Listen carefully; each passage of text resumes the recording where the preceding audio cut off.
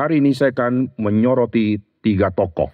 Yang pertama saya akan ajak kita melihat pendahuluan dari tokoh Timotius.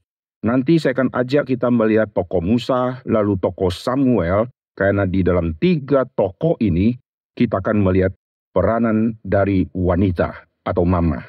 2 Timotius pasal yang ketiga kita akan melihat di ayat yang ke-15.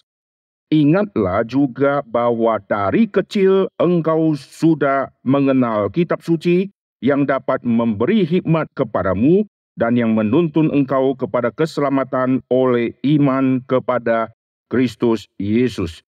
Kita lihat di pasal yang pertama. Di pasal yang pertama di ayat yang ketiga muncul kata nenek moyangku. Aku mengucap syukur kepada Allah yang kulayani dengan hati nurani yang murni seperti yang dilakukan nenek moyangku. Ini mengacu kepada Abraham, Ishak, dan Yakub. Ayat yang kelima, sebab aku teringat akan imanmu yang tulus ikhlas, yaitu iman yang pertama-tama hidup di dalam nenekmu Lois dan di dalam ibumu Eunike, dan yang aku yakin hidup juga di dalam dirimu. Ini adalah pertama kali di dalam seluruh kitab suci yang menggabungkan kata nenek moyang dengan wanita-wanita yang menurunkan iman. Di dalam tulisan Paulus setiap kali bicara tentang nenek moyang, dan kalau kita baca di dalam perjanjian baru atau perjanjian lama, waktu nanti bicara nenek moyang kita, pasti nanti mengacu kepada Abraham, Ishak, dan Yakub. Di dalam perjanjian lama kita melihat peranan dari laki-laki yang sangat penting di dalam menurunkan iman kepercayaan. Tetapi kita sering lupa ada peranan wanita yang sangat-sangat penting. Di dalam kitab Timotius, Paulus memunculkan wanita. Dan wanita ini diliskan dari nenek. Dari Lois, Eunike, lalu baru turun ke Timotius. Dan Lukas memaparkan latar belakang kehidupan keluarga dari Timotius ini. Timotius punya mama menikah sama papa yang adalah orang Yunani. Lalu Timotius punya mama dulu orang Yahudi dan sekarang sudah menjadi percaya. Maka Timotius akan dipengaruhi oleh 3 ajaran yang sangat besar, yaitu melalui papa, ajaran Yunani.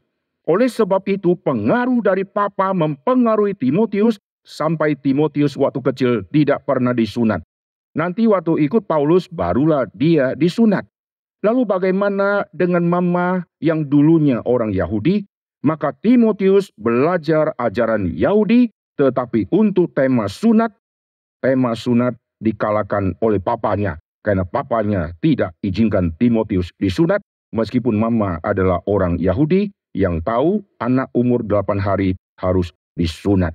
Tetapi menarik lagi, mamanya Timotius dijabarkan rohaninya, yaitu Yahudi yang sudah menjadi percaya. Nah, ini rahasia yang sangat penting. Waktu Paulus meliskan dari nenek, dia tulis Lois. Mungkin saja Lois juga mempunyai suami yang bukan orang percaya. Lalu yang Paulus menuliskan peranan dari nenek, lalu mama yang menurunkan iman kepercayaan. Sekarang saya akan ajak kita lihat sekali lagi di 2 Timotius pasal yang ketiga, di ayat yang ke-15, ingatlah juga bahwa dari kecil.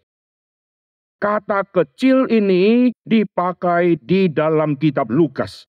Dan menarik luar biasa, ini adalah tema pendidikan dimulai sejak anak umur berapa.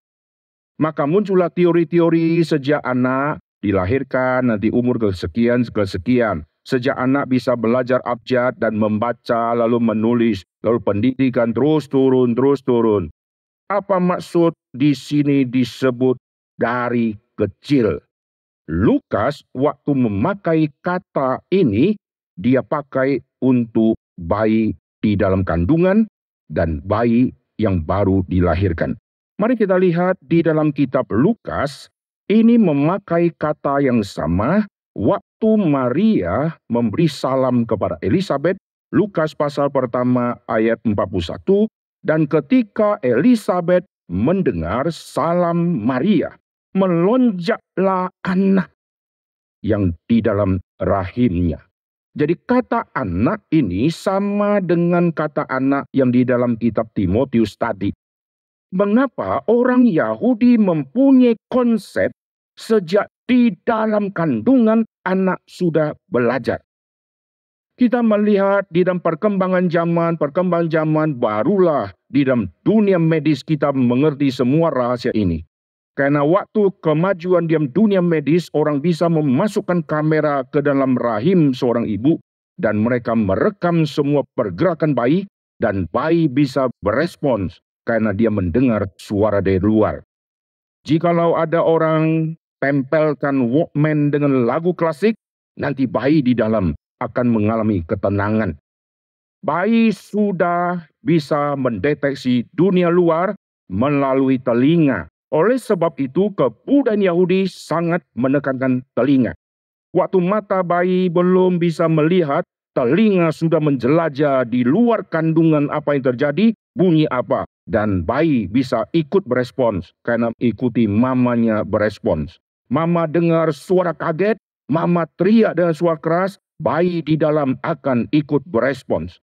Maka kita lihat waktu salam Maria tiba kepada Elizabeth, bayi ini melonjak-lonjak kegirangan. Jadi bisa koneksi sama dunia luar. Dan mama bisa bicara dengan bayinya. Ada ibu-ibu yang bayinya gelisah diam kandungan. Mama sayang perut. Lalu mama bisik-bisik. Cok, tenang kau cok. Mama sakit cok. Diam dia. Heran.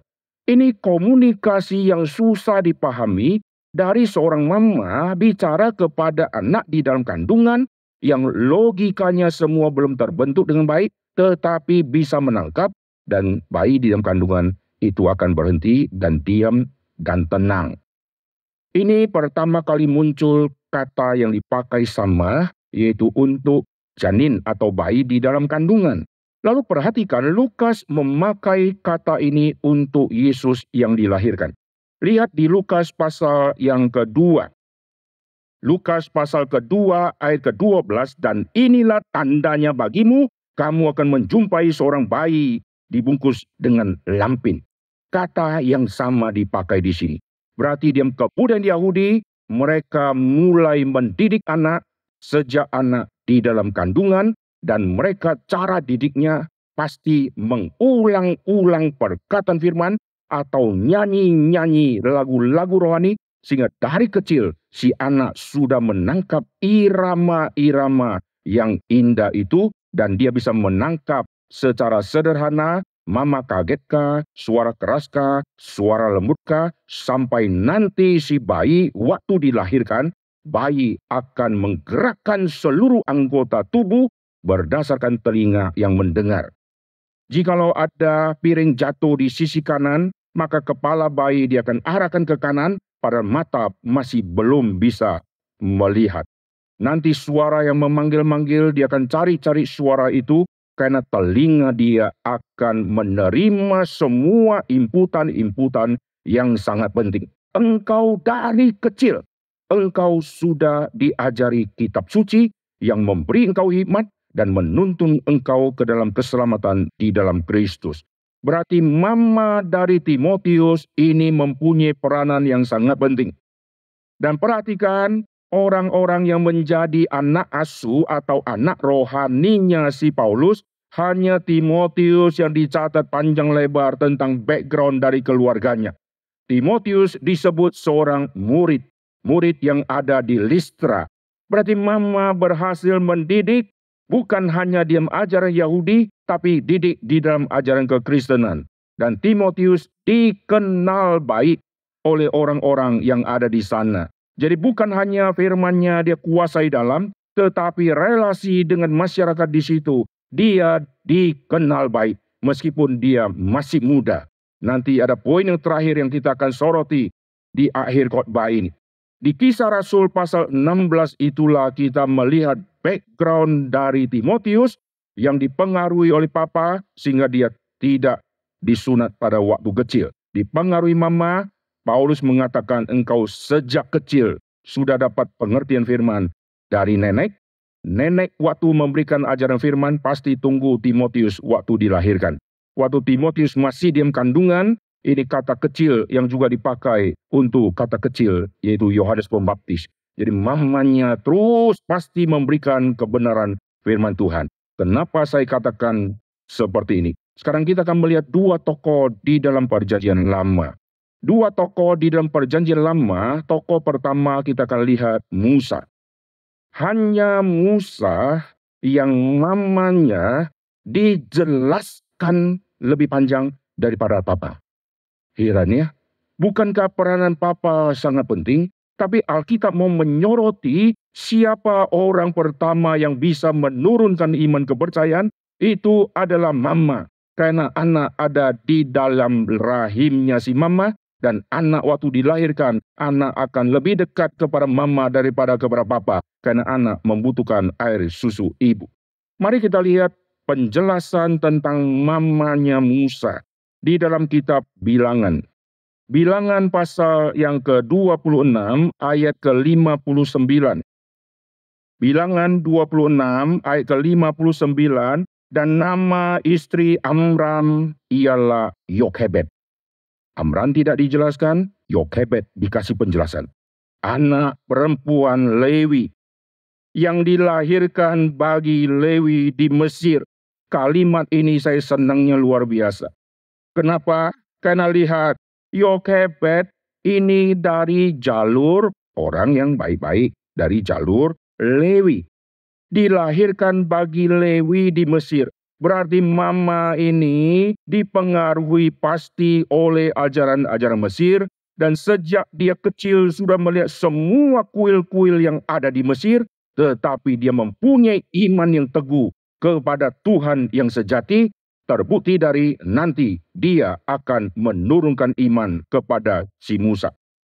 Kita kalau lihat di dalam cerita Musa, yang waktu kecil dihanyutkan, lalu dibesarkan di dalam istana Mesir, di situ pasti tidak ada guru agama Kristen.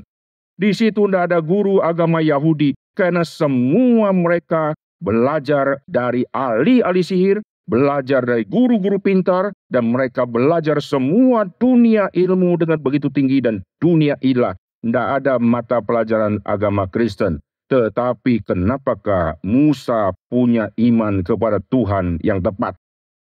Kapankah Musa dididik ajaran yang tepat? Ini menjadi satu misteri pertumbuhan rohani daripada Musa yang begitu ajaib. Dari kecil sudah diserahkan ke istana dan dididik di bawah ajaran ilah-ilah palsu yang begitu kuat. Kemana saja dia noleh, ada patung. Pergi ke sungai, ada dewa yang disembah. Lihat ke langit, ada dewa langit yang disembah. Lihat ke padang, ada dewa padang. Lihat binatang, ada dewa binatang. Lihat pohon, lihat tumbuhan, ada dewa yang menguasai. Dia tutup mata pun, ada dewa yang menguasai seluruh Mesir. Tidak bisa lari. Dia berdiri di atas tanah, tanah pun ada dewanya. Di tengah-tengah kondisi ilah-ilah yang begitu kuat dan begitu banyak dipercaya, di situ kenapa Musa mempunyai iman kepada Tuhan. Maka saya percaya peranan dari mama yang dicatat waktu dia menyusui Musa. Untuk apa Musa disusui kok dicatat? Itulah waktu yang sangat-sangat genting, saudara.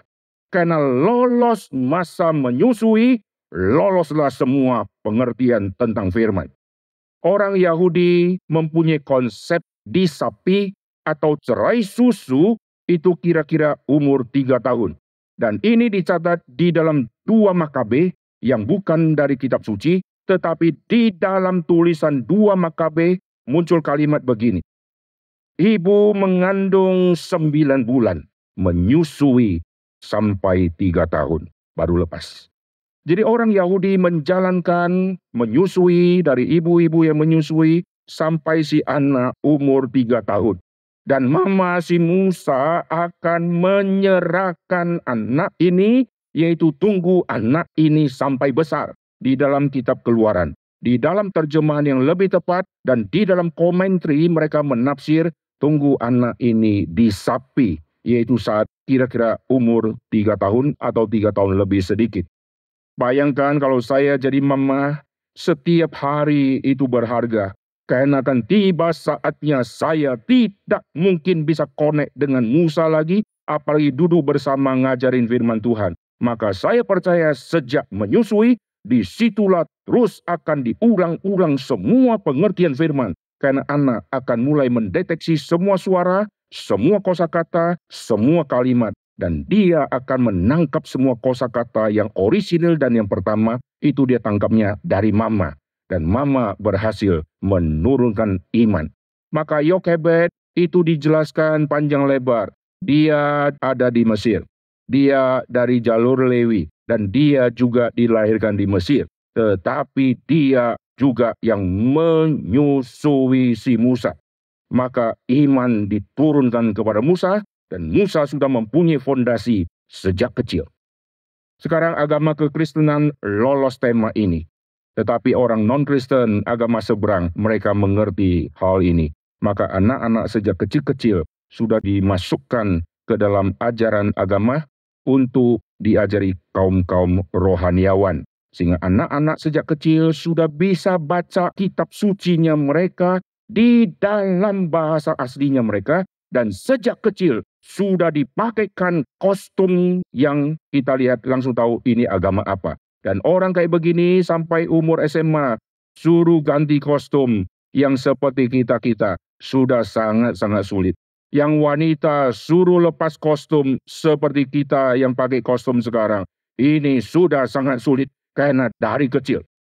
Lalu orang Yahudi juga terus mempertahankan sejak kecil. Katakan berulang-ulang kepada anakmu, maka salah satu bangsa yang paling sulit diinjili, itulah Yahudi. Saudara pergi ke Israel, melihat orang-orang Yahudi yang masih kecil-kecil sudah memakai baju kostum-kostum yang mirip seperti papanya. Pakai baju hitam-hitam, anak kecil pakai topi. Mirip papanya yang adalah rabi. Dan mereka kalau pergi ke sinagog, mereka begitu bangga. Kami orang Yahudi. Dan mereka umur 5 tahun sudah dimasukkan ke dalam sekolah Taurat. Tapi sebelum masuk ke sekolah Taurat, mereka dididik oleh mama sampai cerai susu. Itulah background fondasi pengajaran firman yang sangat mendasar yang nanti akan diisi kembali waktu dia sekolah Taurat. Timotius dididik sejak kecil.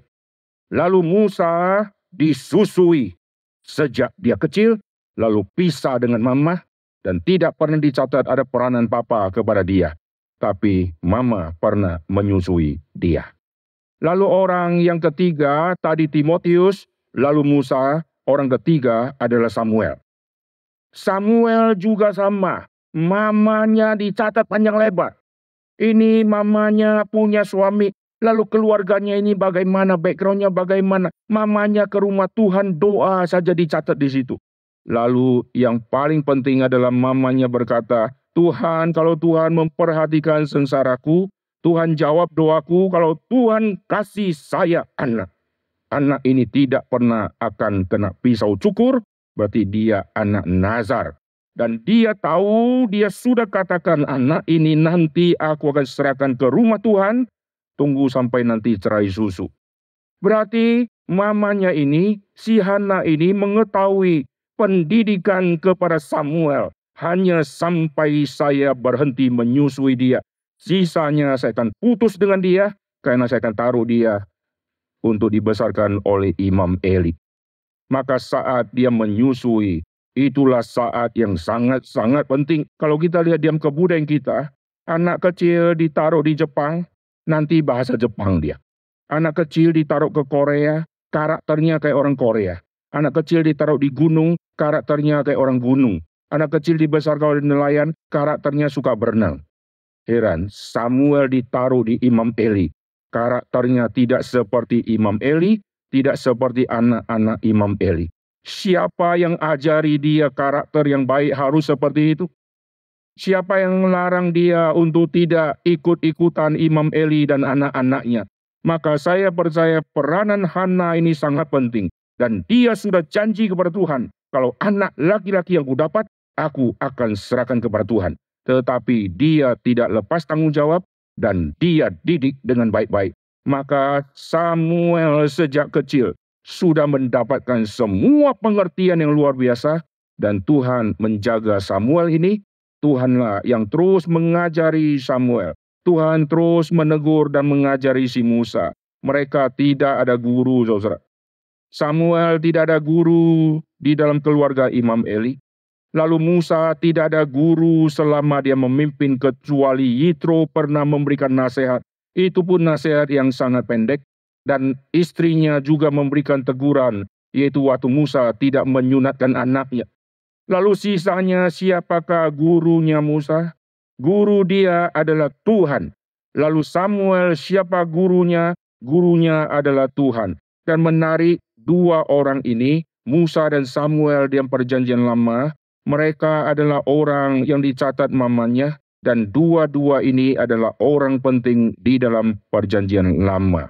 Lalu bagaimana dengan Timotius? Perhatikan, Timotius tidak seperti Musa dan Samuel yang tidak butuh guru. Timotius perlu guru. Ini menarik, saudara. Musa, Samuel ini orang khusus. Tapi Timotius dibesarkan oleh neneknya dengan turunkan iman. Dibesarkan oleh mamanya yang turunkan iman. Tetapi Paulus waktu tulis kitab Timotius, dia berkata, Timotius anakku yang sah di dalam iman. Dan saya bersyukur mama yang sudah besarkan si anak ini, mama yang sudah turunkan iman kepada si anak ini, mama sudah melakukan, sudah sangat maksimal. Sehingga Timotius sudah disebut murid, karakter dia adalah karakter yang dikenal baik oleh orang di sana, tetapi ada satu lagi yang sangat-sangat indah di dalam diri Timotius dan keluarganya. Mari kita lihat ini poin yang terakhir di dalam Kisah Rasul di pasal yang ke-16. Kisah Rasul pasal ke-16. Didik anak sudah baik tidak cukup. Didik anak sudah disebut murid tidak cukup. Didik anak sudah dikenal baik tidak cukup. Saya baca Kisah Rasul 16 dari ayat pertama. Paulus datang juga ke Derbe dan ke Listra. Di situ ada seorang murid bernama Timotius.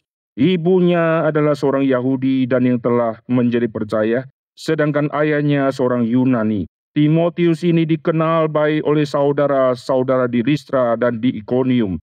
Dan Paulus mau supaya ia menyertainya dalam perjalanan. Paulus menyuruh menyunatkan dia karena orang-orang Yahudi di daerah itu, sebab setiap orang tahu bahwa bapaknya adalah orang Yunani. Ayat ketiga bagian A. Paulus mau supaya dia menyertainya dalam perjalanan. Ini yang saya kagum luar biasa.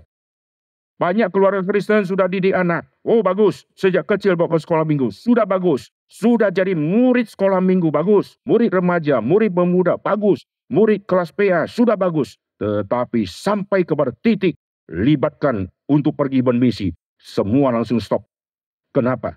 Ada apa yang salah di dalam pendidikan? Saya kagum sama keluarga dari Timotius ini. Dia siap setelah Timotius dididik dengan begitu baik, akhirnya diserahkan kepada Paulus untuk dilatih oleh Paulus menjadi seorang prajurit Tuhan yang handal luar biasa. Seorang anak muda yang sudah dibesarkan, tetapi dia perlu satu guru yang handal. Dan akhirnya Paulus merekrut dia, dan tidak ada kalimat dari keluarga yang menahan dan menolak, saudara. Kami di Reform, kami semua dilatih oleh Pak Tong dengan begitu susah, saudara. Tetapi kami seperti anak-anak panah yang di tangan seorang pahlawan. Amin. Tongkat yang Musa pakai, ini tongkat gembala yang biasa. Waktu dia diserahkan untuk Tuhan pakai, tongkat di tanganmu, itulah tongkat Allah. Tongkat yang tadi hanya usir-usir binatang, atau tarik-tarik domba, atau kasih bunyi-bunyi kepada domba supaya domba tahu si gembala mau ngapain. Tapi tongkat ini sekarang menghajar semua dewa-dewa Mesir. Karena tongkat ini menjadi tongkat Allah. Jadi Bapak Ibu Saudara sekalian yang sudah punya anak, yang sudah turunkan iman kepada anak, jangan berhenti sampai dia sudah ke gereja. Libatkan dia di dalam dunia misi. Amin. Kita bersyukur hari ini masih ada satu hari, yaitu di Bengkulu. Anak-anak saudara yang masih muda, yang masih SDK, SMP, SMA, bawa pergi ke Bengkulu. Saudara bilang, aduh jauh 2,5 sampai 3 jam. Pak Tong menunggu 84 tahun baru tiba, saudara ya. Saudara cuma 3 jam sudah sampai. Anak-anak panah di tangan pahlawan, Demikian juga anak-anak muda di tangan seorang pahlawan. Mari kita berdoa. Bapa di surga, kami berterima kasih untuk waktu yang Tuhan berikan bagi kami. Tuhan, ingatkan kami di dalam dunia ini, kami yang sudah dididik untuk mengerti kebenaran firman melalui gereja, melalui orang-orang rohaniawan, kami perlu diutus oleh Tuhan. Kami perlu dilatih oleh Tuhan untuk masuk ke dalam ladang misi, untuk menghadapi serigala-serigala dan dunia yang penuh dengan kegelapan, dengan terang Tuhan dan penyertaan Tuhan. Tetapi sebelum itu, Tuhan akan melatih setiap kami melalui orang-orang yang Tuhan sudah latih dahulu. Dengar doa kami dalam nama Tuhan Yesus kami berdoa. Amin.